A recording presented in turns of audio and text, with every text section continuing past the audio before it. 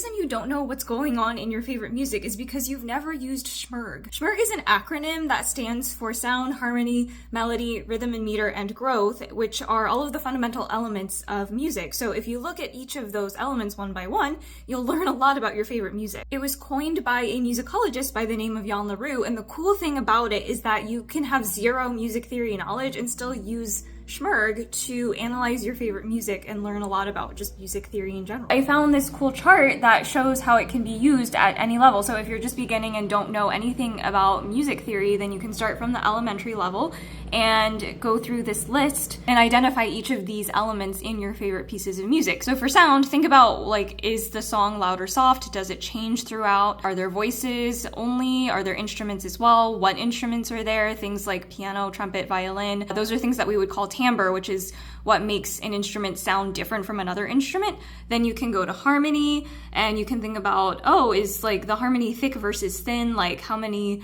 instruments are there? How crunchy do the chords sound? You don't even have to know how to build chords to talk about harmony. You can talk about like, is there one part? Is there many parts? So this kind of gets into the whole like polyphony and homophony thing that we've been talking about the past week. Song and accompaniment. Melody, you can look at like, oh, is the melody really high versus very low? Example of a melody that's like really low and really high would be Golden from K-pop Demon Hunters, because I'm just going to keep talking about this movie. It's really good if you haven't seen it yet.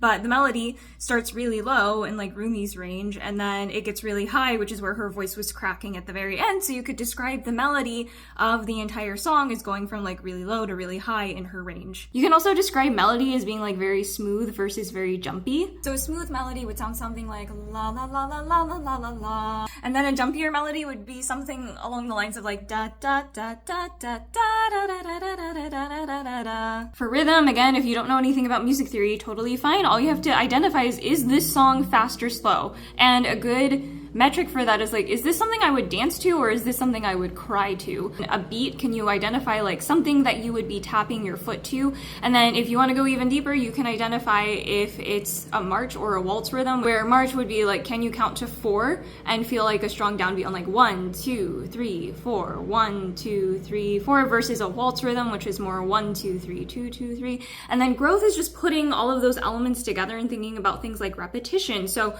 are there rhythms that repeat?